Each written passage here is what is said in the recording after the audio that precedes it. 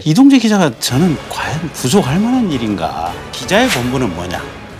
우리 사회의 공적, 특히 집권 세력이라든지 정부에서 뭔가 잘못하고 있는 것을 찾아내서 공적으로 이걸 문제 삼는 것이 기자의 본분이고, 이 수사심의위원회 자체 그냥 폐지해야 된다고 봐요. 지금 윤석열 총장 마음에 안 드니까 검찰 조치가 어떻게든지 때리고 찢고 총장 권한 없애겠다. 집권 세력이 못 쫓아내서 안달이잖아요, 보면. 제발 마음속에 양심을 가지고 올바른 개혁을 추진하십시오. 그래야만 국민들의 박수를 받을 수 있을 겁니다. 알겠습니다. 네, 그 점과 관련해 가지고 저는 이철 기자가 왜 누구죠? 이동재 기자. 네. 이동재 기자가 저는 과연 구속할 만한 일인가? 그러니까 구속도 무리다. 네. 왜냐하면 그게 이제 그 기사가 맞는지 어쩐지는 모르겠지만 최근에 본 기사 중에 요새 하도 이제 검찰이 공부를 안 해주니까 지금 특히 이 문재인 정부 추미애 장관 들어가지고 아예 뭐 공보 준칙을 없애버렸으니까 없애다시피 했으니까요. 근데 기사가 무슨 기사가 나왔냐면 수사팀의 3분의 2 정도가 이동재 기자에 대해서 영장 청구하는 것을 반대를 했는데 중앙지검장이 밀어붙여가지고 영장 청구를 했고 결국은 발부가 됐다. 발부가 됐다고 하는 것은 청구의 정당성이 있긴 있겠죠. 근데 저는 무슨 생각이 하냐면 결국은 이게 그 교도소 안에 들어가 있는 이철 씨를 상대로 이동재 기자가 협박하는 방식으로 취재를 하려고 했었던 것이고, 취재의 타겟은 뭐냐면 유시민 작가, 현 정부 노무현재단 이사장인 현 정부의 실세들하고 지극히 가까운, 어쩌면 현 정부의 실세권 안에 들어가 있는 유시민 작가가 이 이철 대표하고 공모를 해서 뭔가 주가 조작을 했을 가능성을 염두에 두고 그걸 목표로 해서 취재를 하려고 했었던 거 아니에요, 보면. 근데 자, 기자의 본분은 뭐냐? 우리 사회의 공적, 특히 집권 세력이라든지 정부에서 뭔가 잘못하고 있는 것을 찾아내서 공적으로 이걸 문제 삼는 것이 기자의 본분이고, 검사의 본분은 비리가 있으면 이걸 찾아내서 수사를 하는 것이 본분인데, 그 유시민 작가가 사실은 의심을 받게 됐던 것이 이철 씨가 했던 그 사모펀드 관련해 가지고 여러 이제 유명인들을 불러서 강연을 좀 했던 모양이에요. 그래서 가서 강연을 하고 강연료 뭐 몇십만 원 이제 받았다고 하는 게 하나가 있고, 또 이철 씨가 하는 무슨 주요한 행사에 가서 아마 테이프 커팅을 하고 축사를 했다는 것 같아요. 그리고 요 부분은 이제 아는 사람도 있고 모르는 사람도 있고 그러는데, 그 이철 씨가 과거에 유시민 작가가 했던 국참당의 무슨 지역위원장을 했다고 하는 그런 얘기도 있어요, 보면. 그래서 기자들 입장에서 보면 아, 이게 유시민 씨가 이철이라고 하는 이 사모펀드 관련한 주가 조작 또는 어떤 사기적 범죄 행위와 관련이 있을 수 있겠구나 라는 데 대해서 기자가 초점을 맞추고 거기에 대해서 뭔가 증거 자료를 찾고 기사화를 하기 위해서 취재를 하는 것이 과연 그게 구속시킬 정도로 나쁜 짓인가?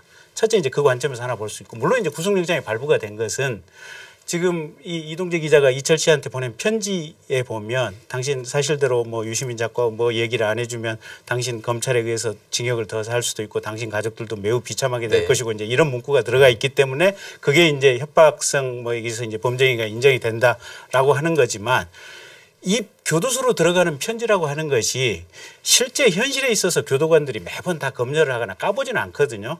하지만 까볼 수 있는 그 권한은 교도관들이 다 가지고 있어요. 검열 가능한 상태에 있는 거거든요, 보면. 그래서 사실은 이게 공개된 상태로 들어가는 거나 마찬가지의 편지란 말이에요, 보면. 일종의 공개 편지 형태로 해서 편지가 5-6통 들어갔고, 그다음에 중간에 지모 씨라는 분을 통해서 이 이철 씨 변호사를 통해서 이게 이철 씨 교도소 안에 있는 이철 씨한테 그 내용을 지금 구두로 이제 전달을 했다는 거 아니에요. 그러면 그 내용에 좀 사악하고 이철 씨 입장에서 겁을 먹을 만한 내용이 있기는 하지만, 자, 기자가 정의감에 불타가지고 유시민 작가, 현 정부의 핵심 실세로 보이는 유시민 작가의 어떤 범죄 연루 가능성에 초점을 두고 거기에 대해서 수사를 하는 것이 뭐 그렇게 구속할 만할 정도로 큰 중차대한 범죄인가? 그게 거기서 저는 그 김경진 의원님과 완전히 좀 다른 생각을 가지고 있는데요. 의원님께서는 정당한 기자의 취재다라고 이야기를 하시잖아요. 아니, 정당하다고는 얘기 안 했어요. 그러니까 아니, 지금 정당하다라는 것처럼 이야기를 하고 계시거든요. 그게 아니고 그러니까 제 얘기 뉘앙스가 뭐냐면 지금 거의 10분 말씀하셨어요. 10분간 거의 말씀하셨는데 기자의 취재 당연히 할 수 있죠. 여권의 유력 인사, 핵심 권력자들 취재 저는 할 수 있다고 생각이 됩니다. 그러나 이 취재 방법과 목적, 의도가 너무나 잘못됐다라는 거예요. 왜냐하면 방금 그 김경진 의원님께서 말씀하신 내용이 정당하려면요, 취재의 ABCD를 잘 지켜나가야 돼요. 근데 지금 지금 이동재 기자는 취재를 그냥 아예 목적으로 가버린 거예요. 그러니까 아예 비위 혐의와 비리 혐의가 있다라고 생각하고 그 결론부터 진술부터 받아내려고 한 거거든요. 만약에 이런 어떤 취재를 하려면요, 합리적 의심을 쌓아나가는 그 취재를 해야 되거든요. 예컨대 단순하게 그냥 강연을 했다라는 것만으로 주가 조작 연관됐다고 할 수 있겠습니까? 안 되죠. 강연료를 한 3천만 원, 5천만 원, 1억 받았다거나, 아니면은 그 해당 주식을 보유하고 있다거나, 아니면 그 해당 주식을 차명으로 보유하고 있다거나, 아니면 또 다른 어떤 사람들과 연관돼 가지고 계속 긴밀한 관계를 했다거나, 그러한 어떤 사실관계를 차곡차곡 취재해 나가야 되는데, 이거 강연료 70만 원밖에 받지도 않았고, 한 번밖에 강연하지도 않았고, 자주 만난 것도 아니고, 연관관계도 별로 없고, 그런데도 불구하고 이러한 모든 사실관계에 대한 취재는 다 건너뛰어버리고 계속해서 그 마지막에 있는 사람의 진술을, 그것도 협박을 해가지고 받아내려고 했다라는 것 자체 때문에 지금 김경진 의원님께서 말씀하신 이 취재의 정당성 인정하기 어렵다라고 저는 생각이 들고요. 이게 그냥 단순하게 막 윽박지르고 뭐 협박해가지고 했다라고는 모르겠는데요. 선거 직전에 그것도 검찰 고위직과 연관되어 가지고 이러한 것들을 표적 수사하려고 했던 것이다라고 의혹을 받고 있기 때문에 매우 심각하게 좀 바라봐야 된다고 생각이 들고요.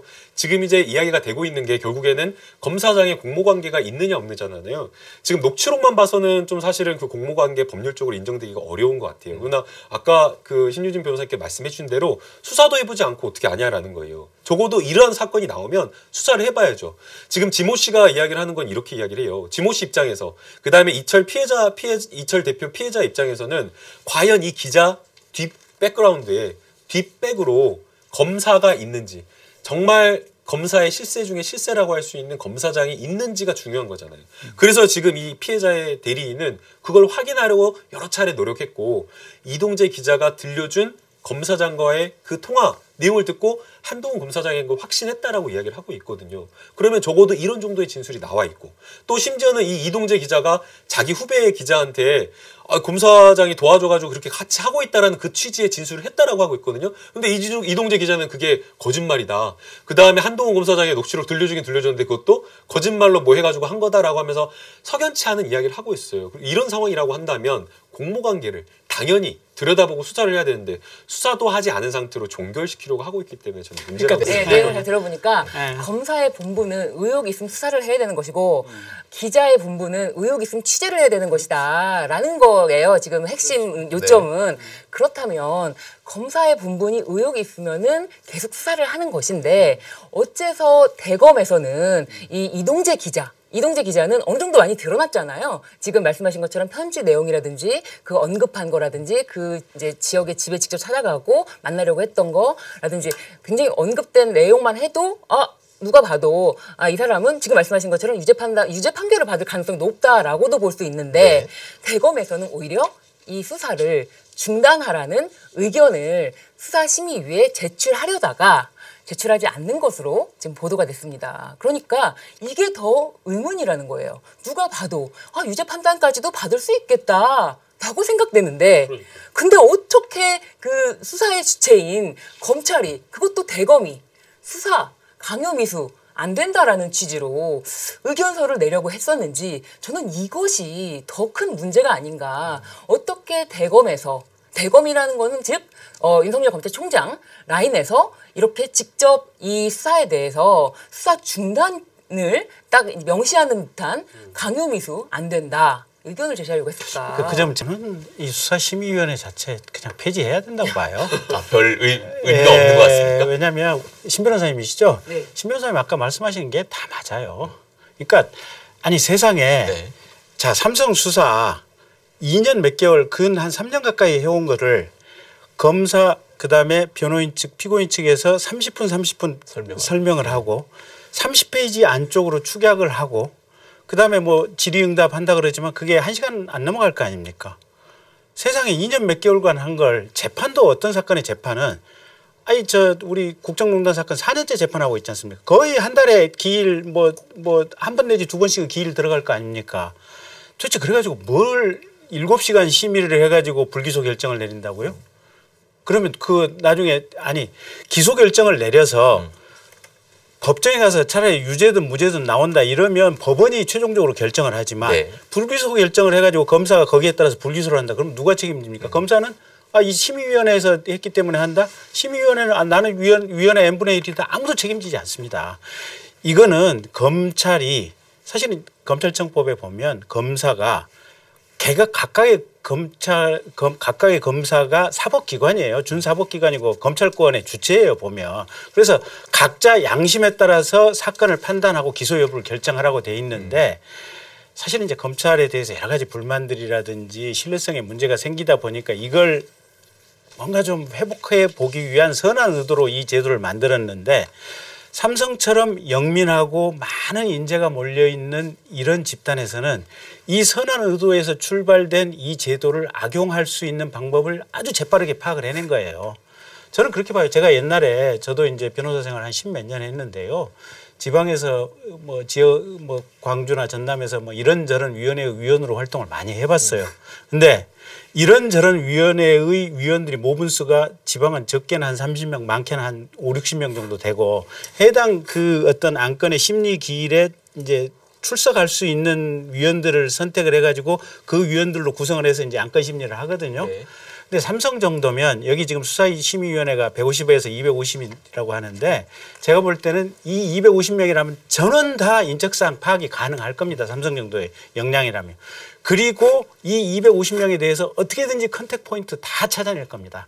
옛날에 그 엘리엇하고 그 합병과 관련해 가지고 다 연결된 사건들이죠. 거기에 보면 그 소액주주에서 그 합병 반대 가처분 심리할 때 삼성에서 일일이 한 주 두 주짜리 소액주주 다 찾아냈다는 거 아니겠습니까?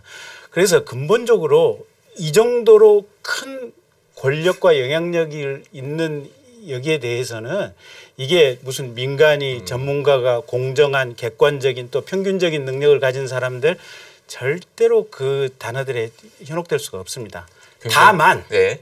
이 한동훈 검사 관련된 요건의 수사 심의는 저는 계속해서 검찰이 지금 수사팀이 한동훈 검사에 대해서 수사를 더 할 수도 있다고 봐요. 왜냐하면 수사 기간이 지금 한 4개월 남짓 정도 되는 것 같아요. 보면 4개월 부족할 수도 있어요. 보면 수사했던 경험이 좀 5개월, 6개월 할 수도 있는데 여태까지 우리가 가졌던 내가 검사로서 가졌던 그리고 지금까지 세상을 살면서 봤던 촉에 비춰보면 이건 정권 눈밖에 난 검사들 때려잡기 위해서 하는 것이고 두고 2달, 3달 더 수사를 한다 그래서 뭐가 나올 것 같지도 않아요. 제가 보기에는. 그러니까 정진웅 부장검사가 어제 그 무리수를 들면서 그것까지 한 거고. 근데 어쨌든 시작 다시 수사심의위원회는 없애야 된다고 말씀하셨는데 너무 길게 결론으로 얘기 드리면 어쨌든 이 수사심의위원회가 그렇게 좋은 제도는 아닌 것 같고 법에 근거도 없는 제도고 악용의 소지들이 많으니까 일단 빨리 없애고 굳이 하려면 법적 근거가 위험이 있기 때문에 말씀하시죠. 먼저 말씀하시면 근데 저는 좀 동의하기 어려운 게요. 말씀에 그런 좀 폐단이 있을 수 있어요. 네. 제도적 미흡이죠. 미흡이라고 볼 수 있고 제도 자체가 원래 취지가 올바르지 않다고 볼 수는 없습니다. 예를 들면 실체적 진실을 발견하자는 것이 수사심의위원회의 목적이 아니거든요. 이것은 검찰 권력을 어쨌든 시민들이 견제해보자 이런 취지이기 때문에 지금 이제 한동훈 검사장, 이재용 부회장 이렇게 거물급들이 나오니까 우리가 이런 논쟁이 있는 거지 실제 수많은 피의자들 중에 억울한 사람들도 많이 있어요. 네. 심지어 잘 보지도 않고 이런 분들도 많이 있는데 이 제도적 기능은 그런 데서 찾아야 되는 겁니다. 맞습니다. 그렇기 때문에 이거는 살려야 되는 것이고 다만 이 제도가 갖지 못한 여러 미흡한 부분을 보완해야 되는데 그중에 하나가 이제 현안위원회 아까 제가 말씀드렸어요. 네. 원하면 이유를 기재하게끔 되어 있습니다. 예규상에는 본인이 내가 왜 이런 판단을 했는지. 근데 그것이 아니라 의무적으로 내가 왜 이런 판단을 했고 위원회에서는 왜 이런 결정을 했는지에 대해서 이유를 기재해야 검찰도 그 이유가 타당하지 않은지를 보고 반응을 할 거 아닙니까? 네. 근데 그 이유를 필수적으로 기재하는 조항이 없다는 거 하고요. 그다음에 부의 과정에서 말씀하신 대로 사건별로 걸르질 못한다는 건 있어요. 그러니까 이재용 부회장 사건 같은 경우는 50만 쪽 이렇게 돼 있기 때문에 실제 50쪽 내지 몇 시간 갖고 그걸 토의해가지고 밝혀내기가 어렵습니다. 그런 사건들을 걸러서 부의 과정에서 걸러낼 수 있는 제도적 장치 이런 것들을 넣으면 저는 이 제도가 훌륭히 기능할 수 있다. 특히나 검찰권을 견제하자고 하면서 이 제도를 없앤다는 건 저는 조금 납득하기 어려워요.